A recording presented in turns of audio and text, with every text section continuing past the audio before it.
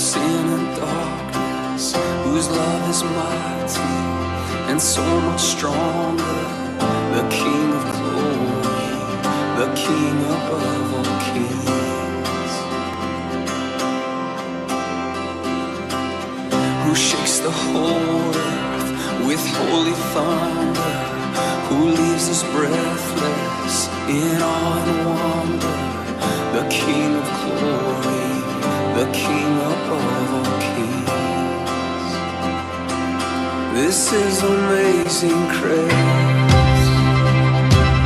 This is unfailing love, that you would take my place, that you would bear my cross. You would lay down your life, that I would be set free.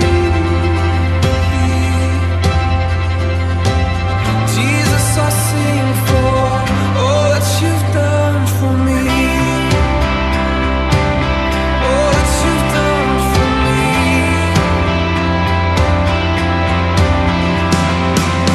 Who brings our chaos back into order? Who makes the orphan a son and daughter?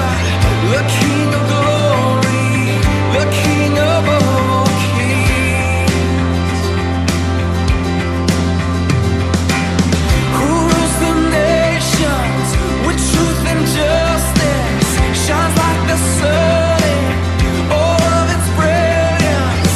The King of glory, the King above all kings.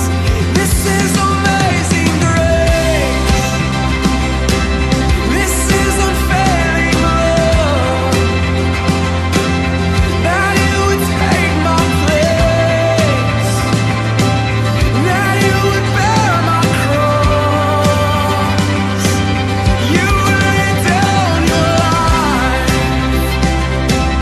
that I would be set free. Oh, Jesus, I sing for all that you've done for me.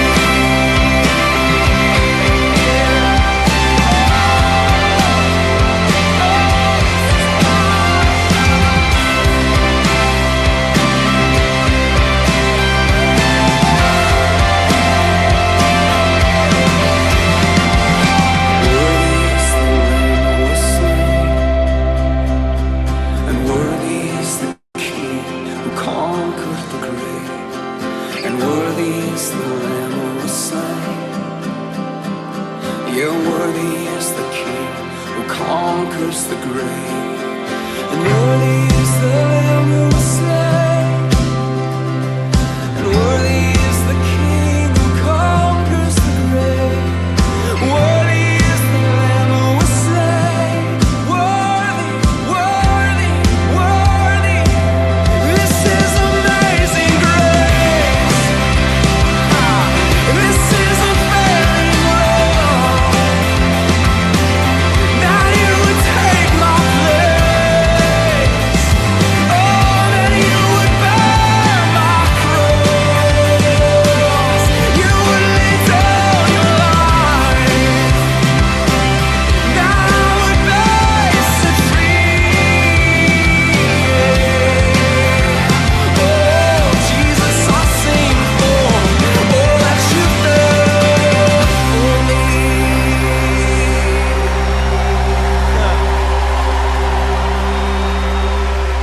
All that you've done for me.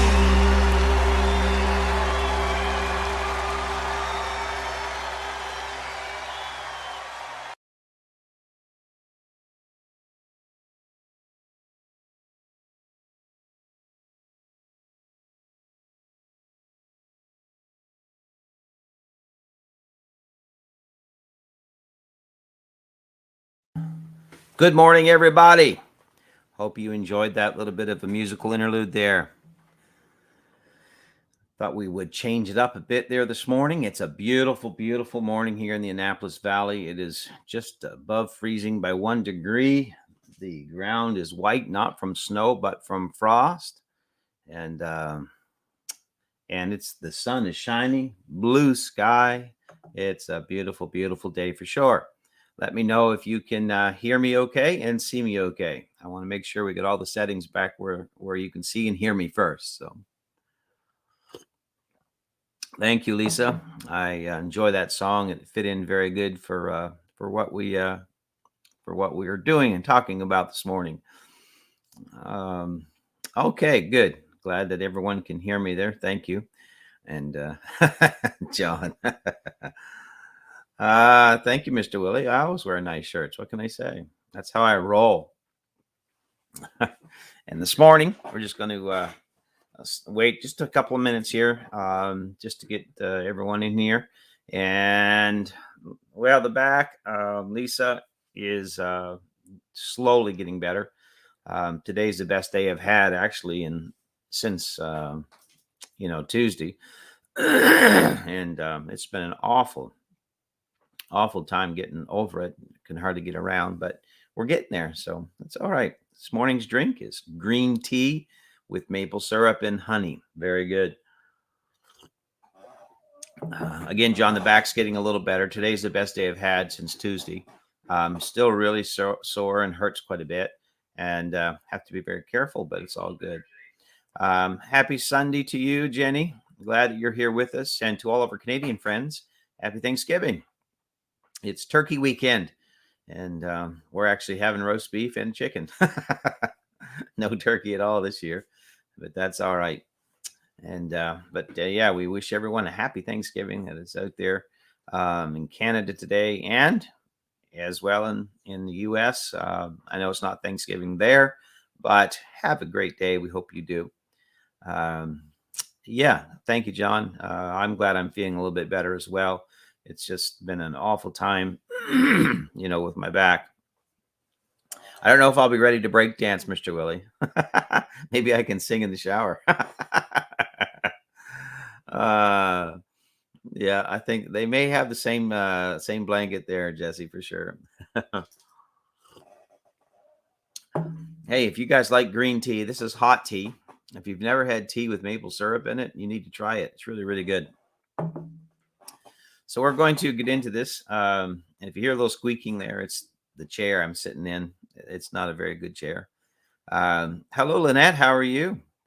And glad you're here with us this morning. Coffee Angel Crafts. John, negative on the shower, Tony. I hear you there, John.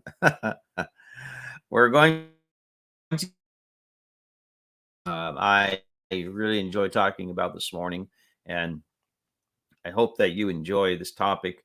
But I want to talk about what I titled "A Moment of Grace in a Lifetime of Mercy," and we're going to go to 1 Corinthians chapter 15 and verse 10.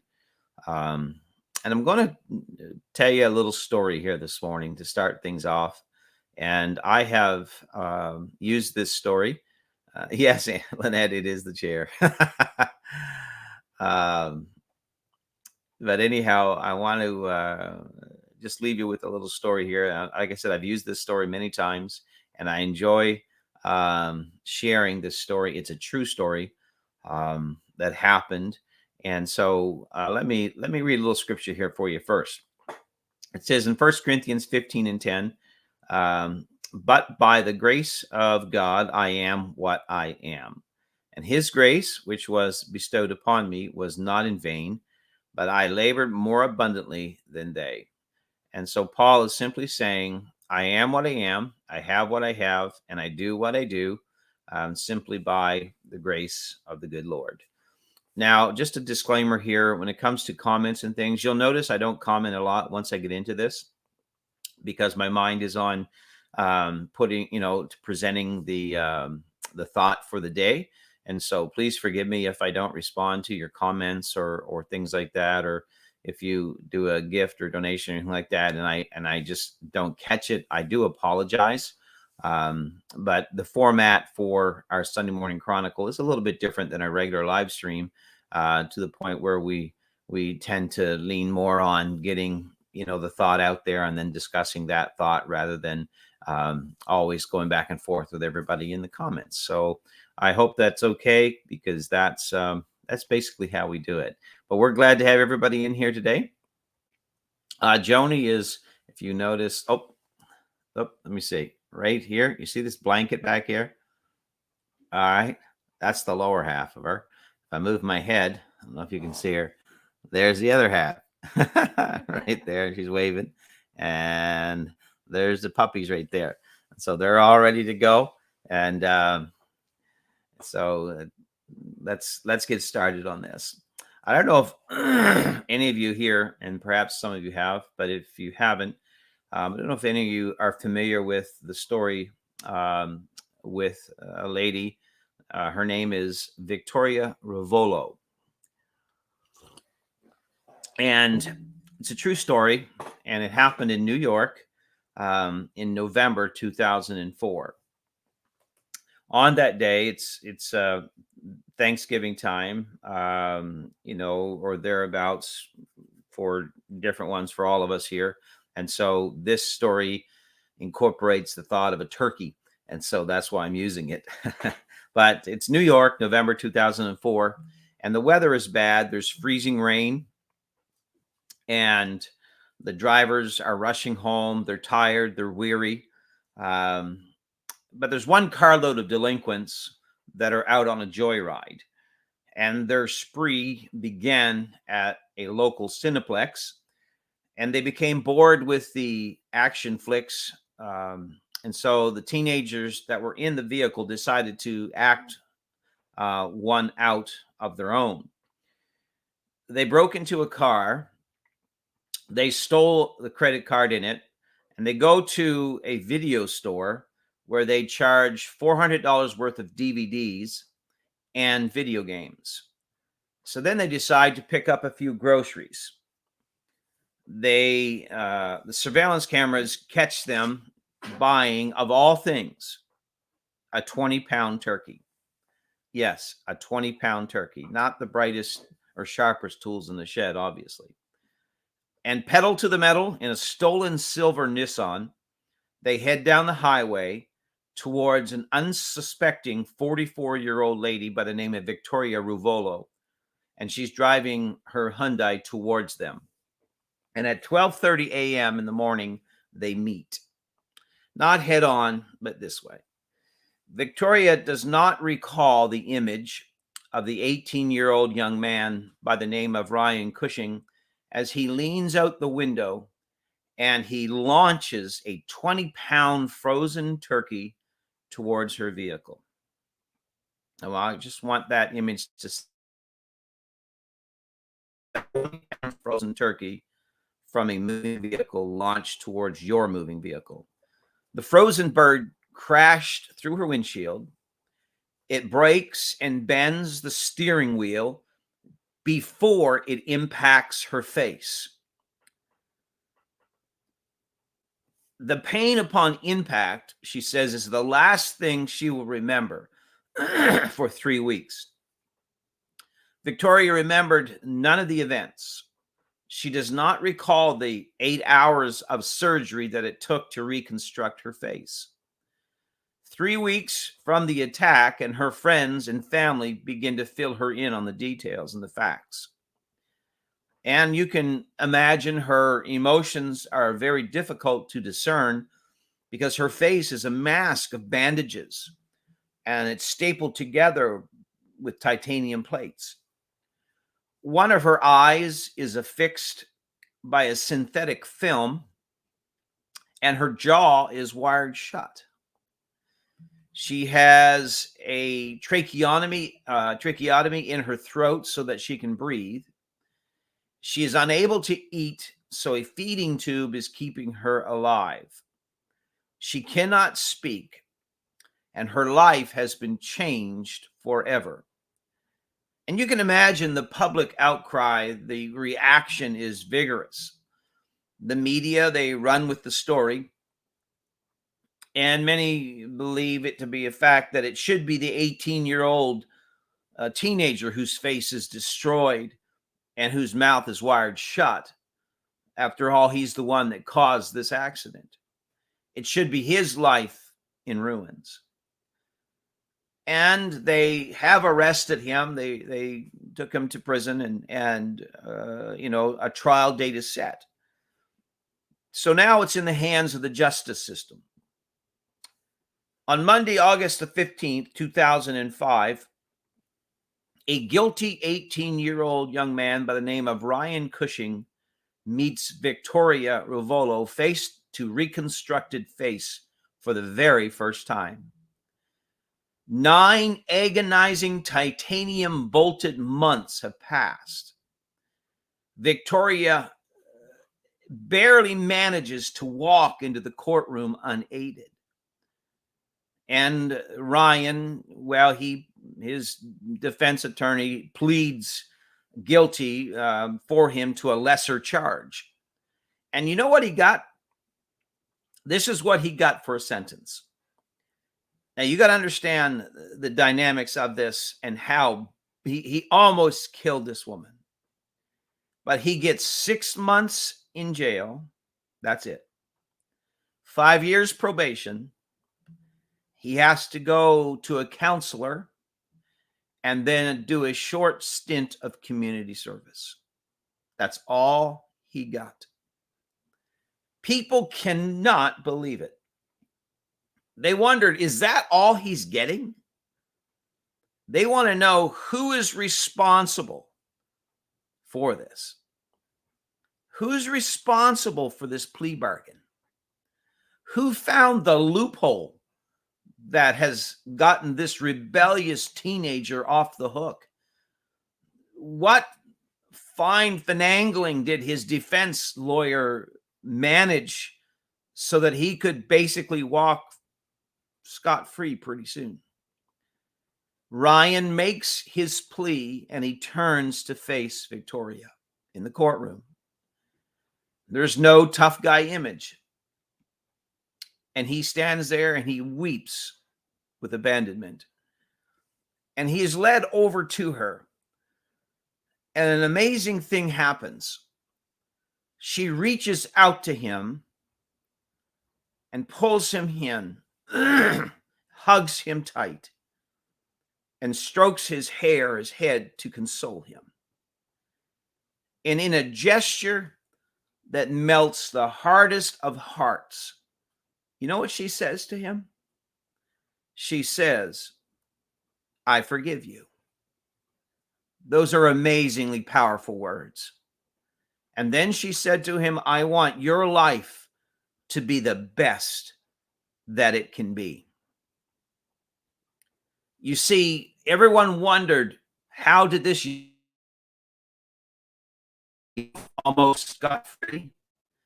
Because Victoria wrote a letter and asked for leniency for the teen. You see, it was her request that had gotten him off the hook. It's amazing.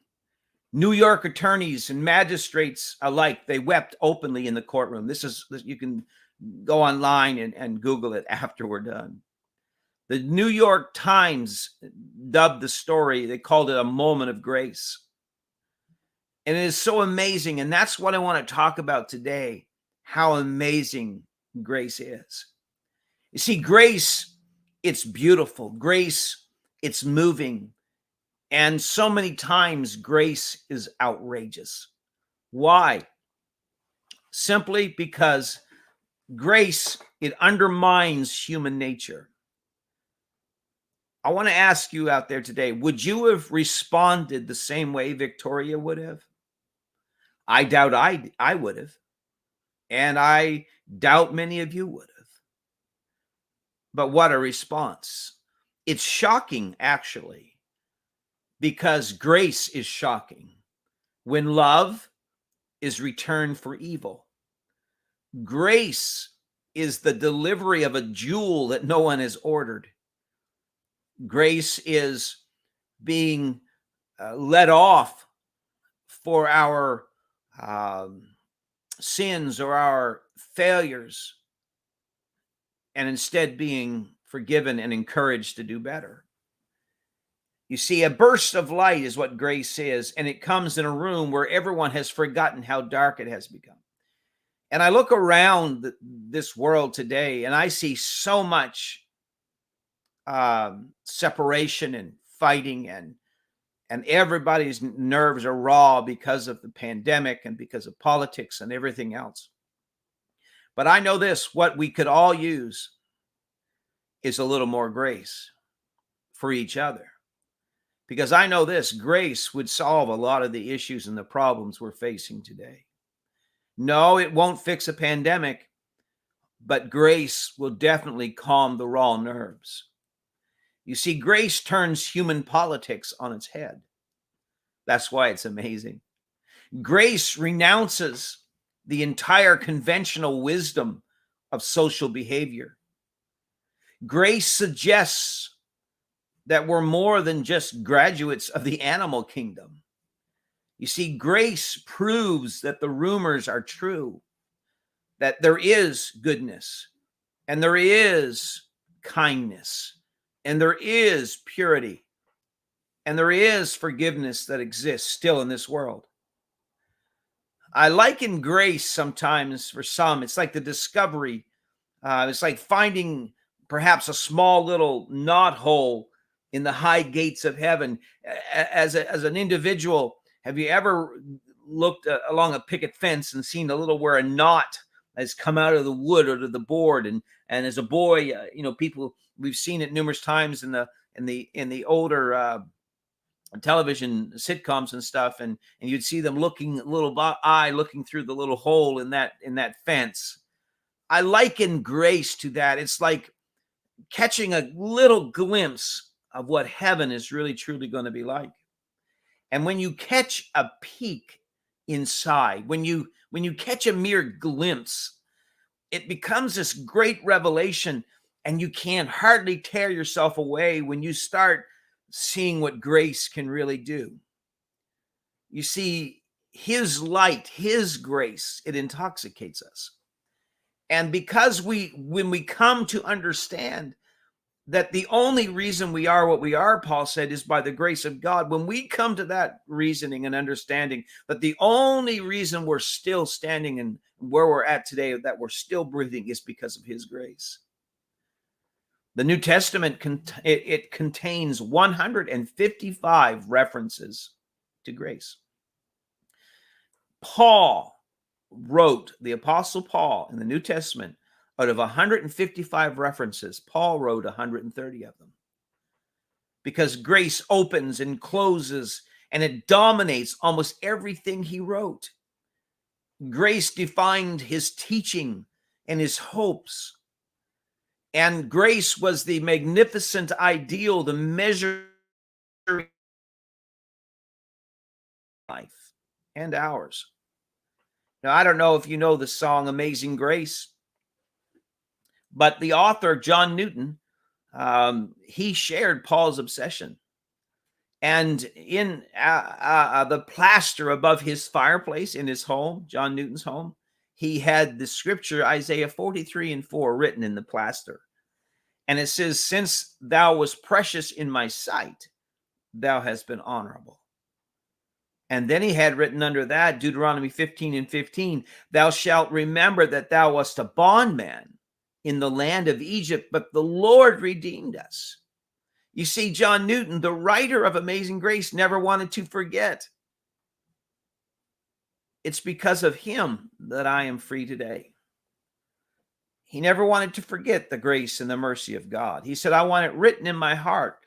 I want to know and understand the price that was paid for me. You see, on New Year's in 1773, after reading 1 Chronicles 17:16-17, he penned the words that such grace could only be described as amazing. And that's when Amazing Grace was written.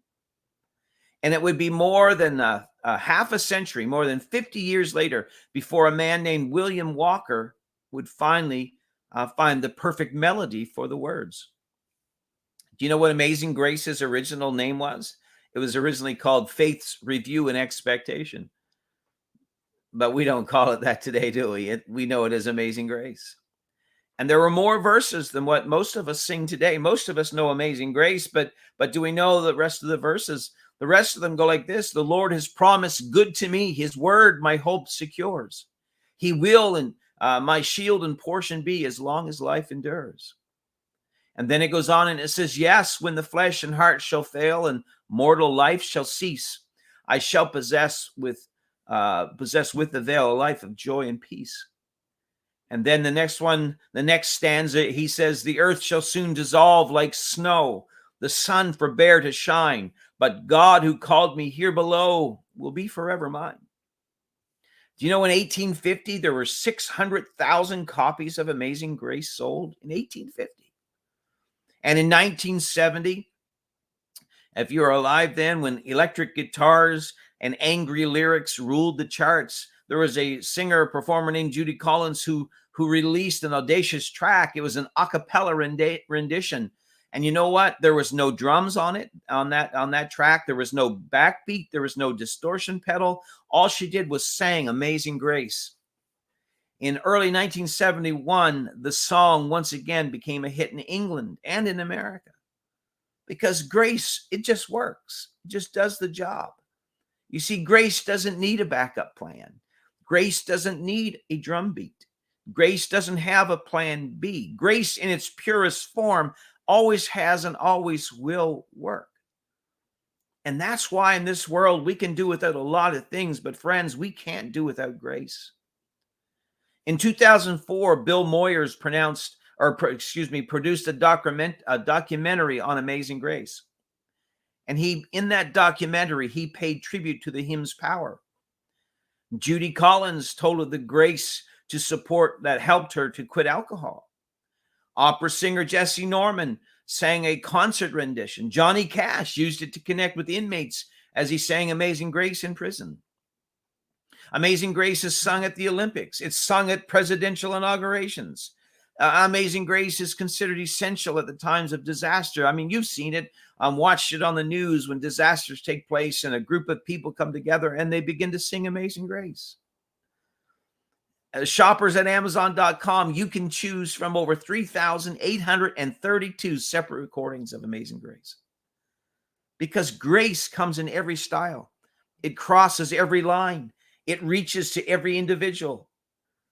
And that's what the church or the world's dialogue says about Amazing Grace. But if you know what grace is, if you understand grace, how many have ever had grace extended to you when you should have got this, but you ended up with something better that you should never have gotten?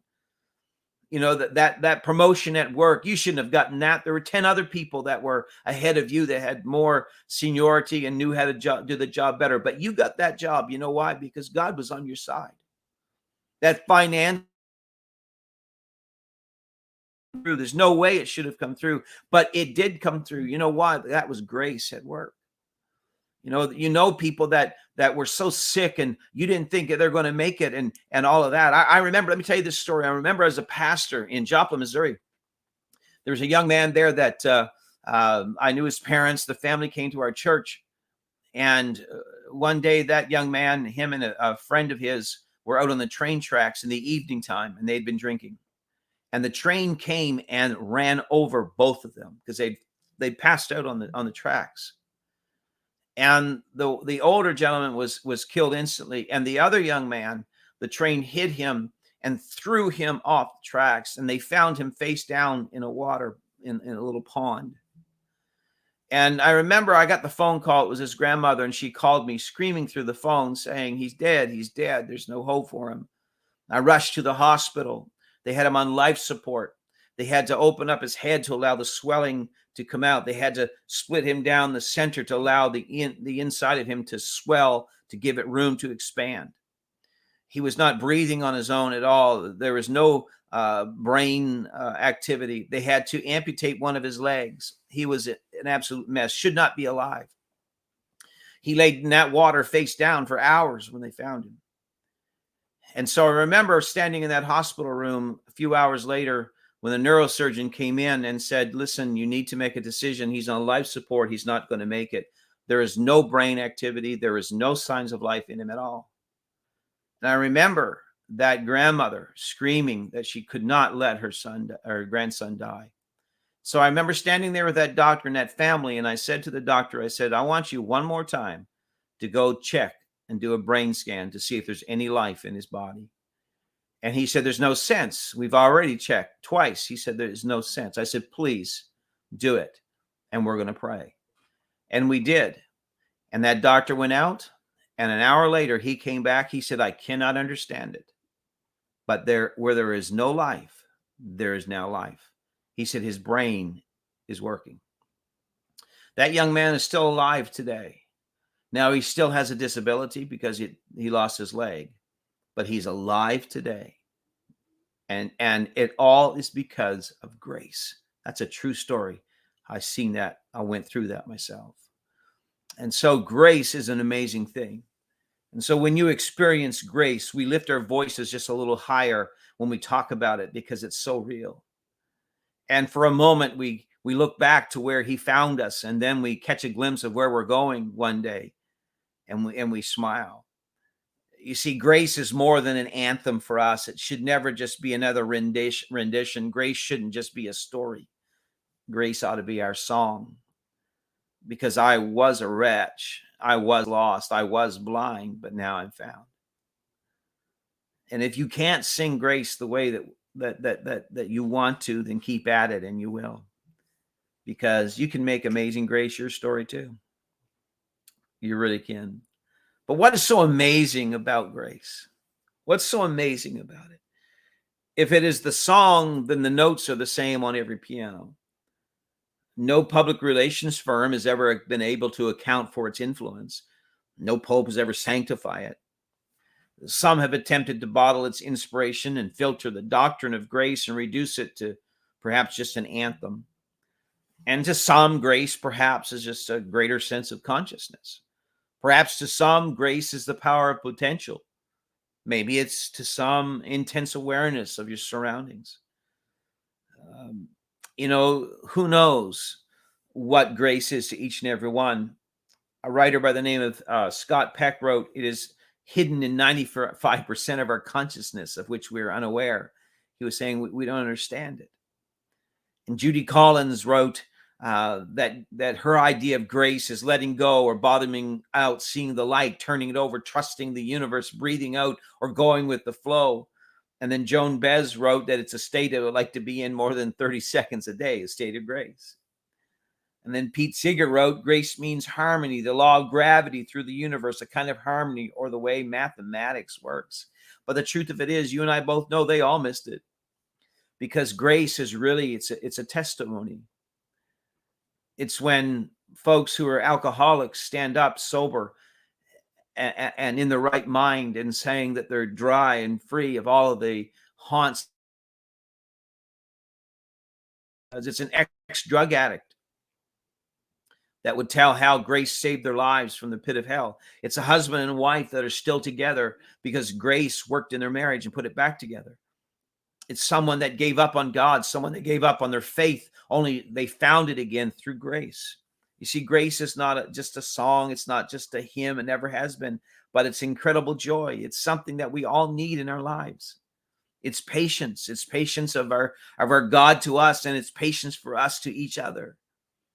It's like waiting for a prodigal son to come home, and then when he does, instead of reprimanding him, you hug him. There's no word more wonderful than grace.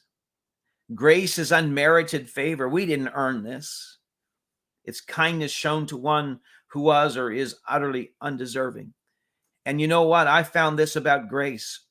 We like to receive grace. It's good when we, can get beyond the problems and the things that we struggle with. Someone gives us forgiveness or gives us grace and says, oh, that's all right. But I'll tell you what, it's different when the shoe's on the other foot, when you have to give that same grace back. Because we like to receive it, but never forget, you've got to reciprocate grace. Don't just be a sponge and say, I'll soak up all the grace. Thanks for letting me off with this. Thanks for forgiving me. Thanks for forgiving me when I was an idiot or said something wrong or acted the wrong way or treated you the wrong way. But make sure you are reciprocating grace back. Because grace received without grace reciprocated is not much more than narcissism. And so make sure that, we give grace. Because It's not merely a free gift, but it's a free gift to those of us who we don't deserve it. We deserve the exact opposite. It's given to us while we were without hope. Grace is there for us. You see, Jesus Christ was the once and for all perfect image of grace. He truly is. And so never forget that's what grace is. It's there for us. Grace is too dazzling to comprehend. It's like staring into 10,000 suns. It's infinite as God is. He is full of grace. 1 Peter 5:10 says he is full of grace.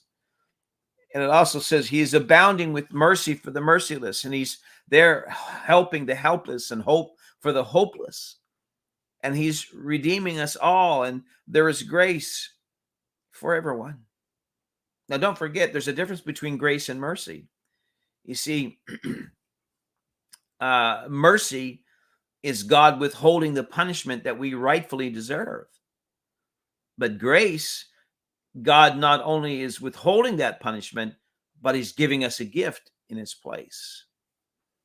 See, mercy withholds the knife from Isaac's heart as his father was to plunge it down in the Old Testament. But grace provides the ram in the thicket, if you know your scriptures. You see, mercy runs to forgive the prodigal son, and grace kills the fatted calf to give him a reward. See, mercy bandages the wounds of a beaten individual left behind by thieves, but grace pays the costs of his recovery. Mercy hears the cry of the thief on the cross, forgive me, and grace says, today you'll be with me in paradise. On and on, we see, mercy saves you from a life of rebellion and sin, but grace makes saints of the most or severe sinners. You see, mercy closes the door to hell and grace opens the door to heaven. Mercy withholds what we've earned and grace provides the blessings for what we've not earned. So you see, grace it's there and it changes our eternity. It shines so brilliant because it emerges in the darkest of times. We all need grace. Every single one of us needs grace. So make sure we're giving grace. I see so many people that it's almost a two-group society now. These ones versus these ones. But if we could cool down the rhetoric just for a moment and realize, I need to give you grace. Now, you may not agree with every opinion I have. You may not agree with everything I'm thinking about, but I can still give you grace. Here's an example. You see, William Cooper, he was born in 1731. His was small. So he was shipped off to boarding school. And in that school, he got bullied by everyone. His studies became his refuge, and his father insisted that he become a lawyer. You see, he just didn't fit in. And so William Cooper suffered a breakdown at his final bar exam, and he attempted to take his own life. He just couldn't regain his emotional balance. He was paranoid that everyone, including God, was a bully and out to kill him. So he threw his Bible away and they committed him to an asylum. His doctor was a man by the name of Nathaniel Cotton. He was a Christian poet. And for 18 months, Nathaniel Cotton, his doctor, counseled and helped William Cooper. Finally, William recognized his need for grace and for God again. And when he did, he spoke these words, and I quote him. He said, "I could only look up to heaven in silence, overwhelmed with love and wonder."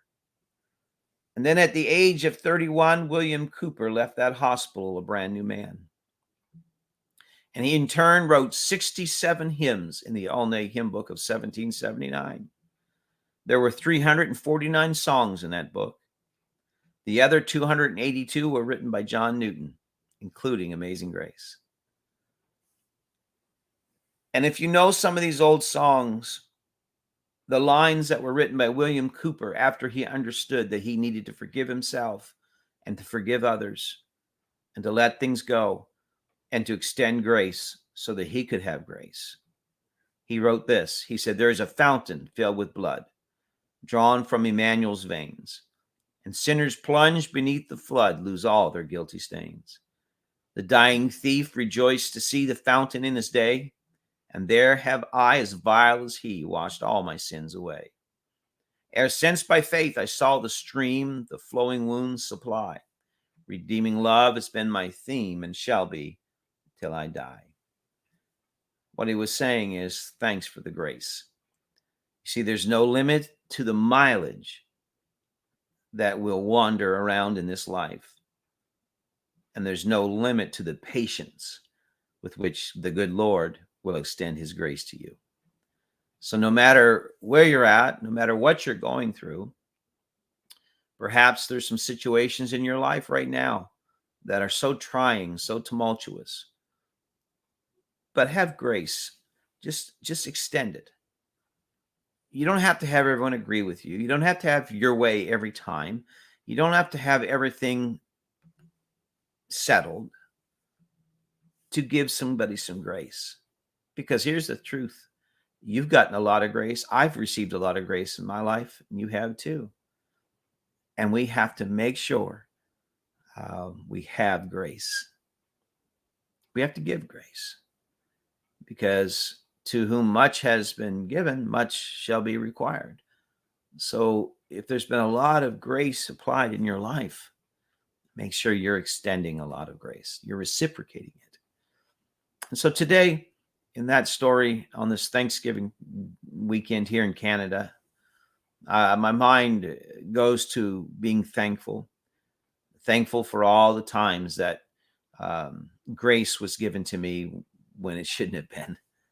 Grace that was extended to me when I remember as a young man, before I ever met my wife, I was a terrible individual, always doing things I shouldn't have been doing, getting into trouble. But I remember so many times, even in going to court and the judge looking at me and extending grace. And I'm thankful for that. I'm thankful that we all have grace. And so I got thinking about, again, all the situations. I watch the news, I listen to the news, I read the news, all of those things.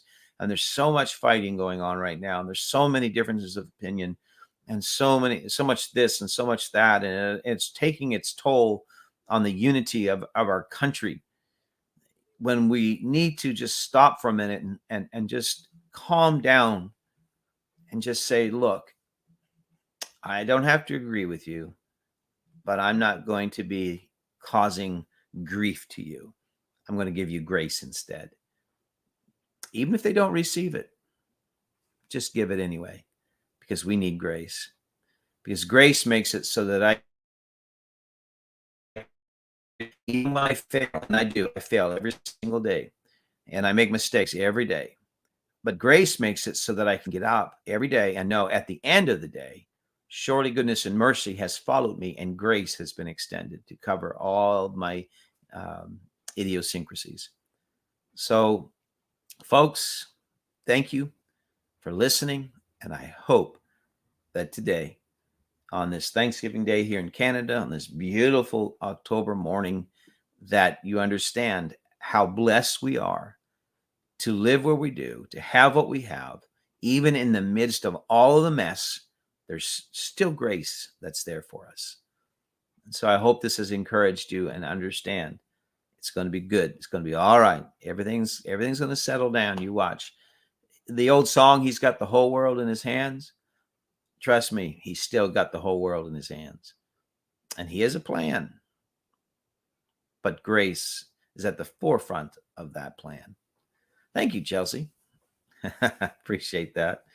She's a great word, Dad.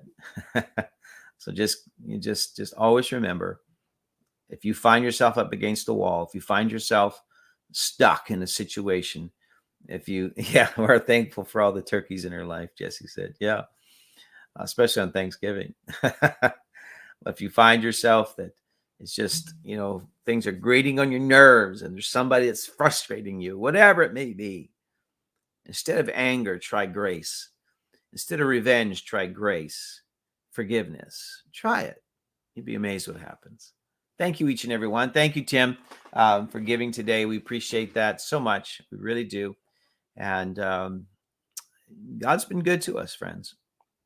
And so it's 45 minutes, gone too long. So we're going to call this quits real quick here. But I just wanted to say thank you to each and every one that watches Creekside Chronicles. We appreciate you. And the Lord be with you, and the Lord keep you this week. And remember, even in your worst mistakes, wherever you're living right now, whatever you're going through, you may look at your life and be saying, there is no way I'm going to come through this. I can't forgive myself. I can't get over it. I can't get through it. I can't get around it.